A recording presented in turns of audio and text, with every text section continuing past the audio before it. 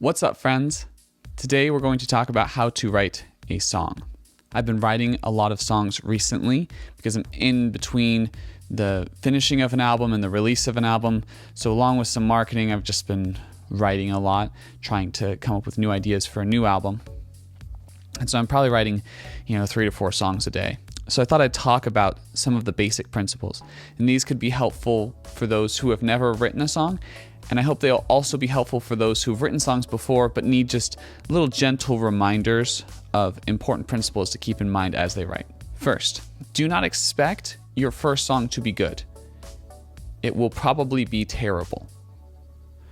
When I've not written for a while because I'm producing for other groups or producing my own written music, I often run into a writer block, because I have too high of expectations for my songs. I expect them to be good. And that is often detrimental. I'm too afraid to write anything because I'm afraid that it will suck. When I come to terms with the reality that it will suck, that at first, all of my songs are going to suck. And then eventually they're going to get good as I practice more. My writing becomes easier and it's a more relaxing process for me. Everyone, all of your favorite artists did not write their masterpiece when they first started writing songs. Bohemian Rhapsody was not a first song. Desolation Row was not a first song. Gravity was not a first song. But as they continued in the craft, they started to write good songs. When you first started drawing as a 3 or 4-year-old, you weren't drawing masterpieces. It was a 3-year-old drawing. And that's totally fine. That's how it should be. If it didn't take practice, it wouldn't be a craft. People often talk about getting inspiration and they just feel it and they can suddenly write a great song. But that doesn't happen at first. At first, they just write terrible music. And then eventually, the inspiration starts to hit them as the inspiration has a form to fit into, as it has practices that it can use, as it has the skill set to rely on. Your songs will be terrible at first. Second, be consistent. This is a good rule to remember for all aspects of songwriting. When you're writing lyrics, be consistent about perspective, about syllable counts, about melody. I'll give you a quick example of a consistent syllable count. I recently released a song called Gray Blue Eyes, and the chorus goes, "I hate my reflection, it's always backwards." That's 11 syllables. The next line, "and it won't show me what everybody else sees." That's 12 syllables.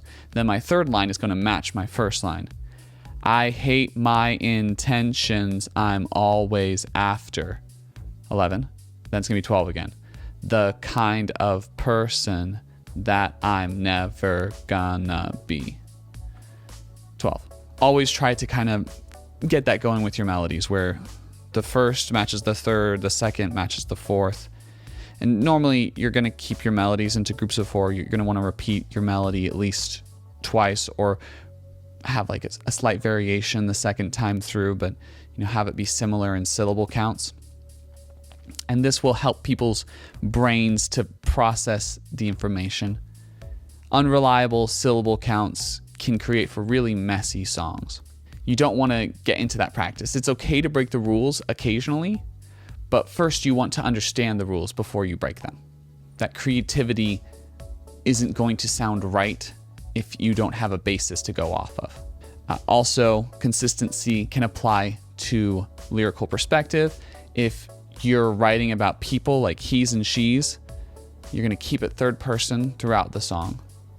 In most cases, if you're writing from first person, you're going to keep it first person. If you're writing in past tense, you're going to keep it past tense throughout the song. If you're writing in present tense, you're going to want to keep it in present tense. Third piece of advice, follow a form.